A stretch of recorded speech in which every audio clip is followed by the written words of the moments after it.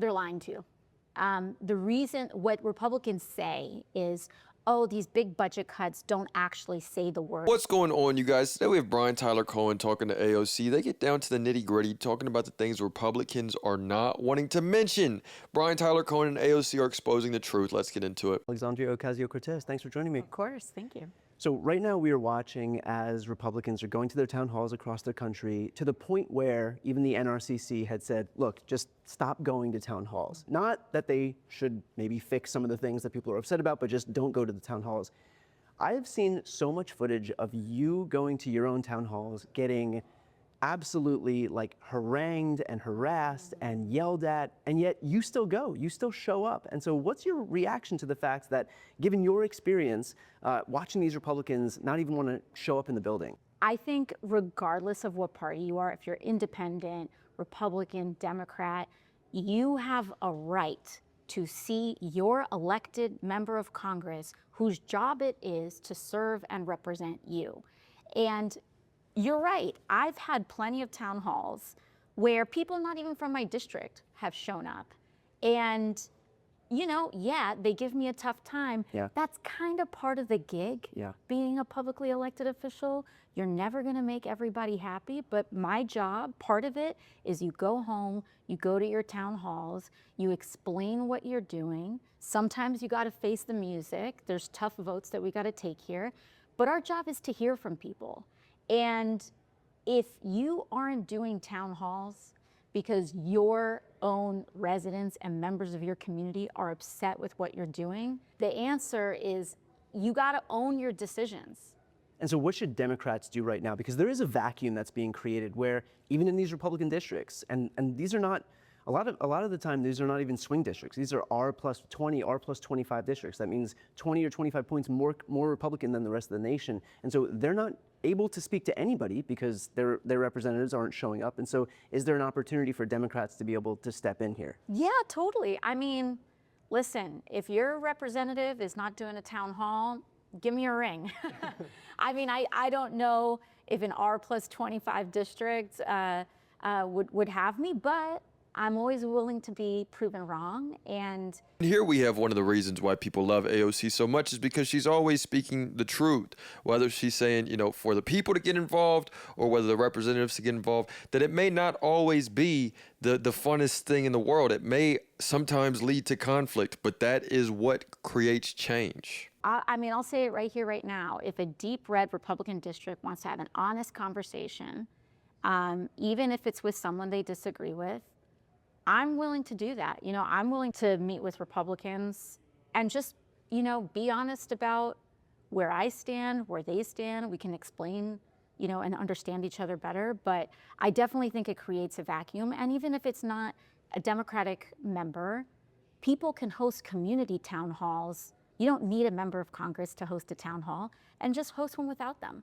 So I want to switch gears a little bit here to, obviously you've been subject to attacks, public attacks by Tom Homan, Trump's ICE director, and we've seen numerous instances where Trump's law enforcement officials, including Ed Martin, U.S. Attorney's Office here in D.C., and Pam Bondi have really focused their attention right now not on violent criminals, not on terrorist organizations or domestic terrorists, but rather on focusing on Democrats themselves. And so what's your reaction to the fact that, for example, these things are being done kind of to the detriment of focusing on actual violent criminals by putting you guys in their crosshairs? Yeah, absolutely. I mean, with all of this shift in focus, we really haven't seen before this kind of Hollywoodification of law enforcement activity. You've got Kristi Noem doing made-for-TV ICE stings where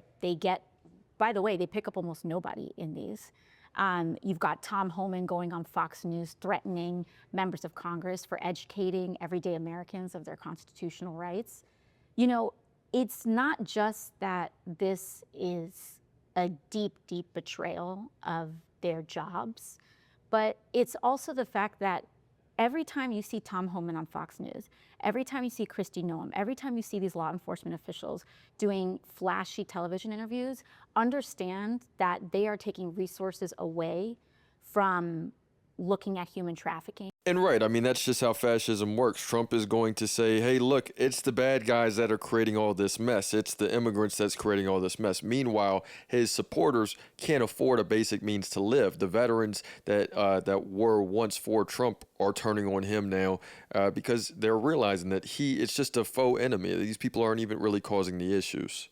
They are taking attention and focus and real dollars and real resources away from actual drug enforcement, trafficking enforcement, actually going after and actually trying to investigate really harmful activity that is happening. And so it's harmful in every aspect. Does it surprise you that after years and years and years of them wailing about this idea of the weaponization of government, that the first chance they have in power, within just weeks of this administration, they're already writing inquiry letters to members of Congress, they're targeting you, they're targeting Chuck Schumer? Well, I mean, this is the thing with Republicans. Every accusation is a confession. And we know for a fact that the Department of Justice remained independent under, Democratic and Republican administrations alike prior to the Trump administration. Yeah. And that independence is incredibly important. And we know that it's been independent, right? They like to cry about Joe Biden weaponizing the Department of Justice. If that was the case, I don't think we would have seen convictions of Senator Menendez. Yeah. I don't think we would have seen these investigations into his own son, Hunter Biden. We've seen so many investigations into Democrats under the Biden administration. And let me tell you, that's a good thing, because independence is what matters. It shouldn't matter what party you are. It shouldn't matter what your political viewpoint is. What should matter is the facts of the case.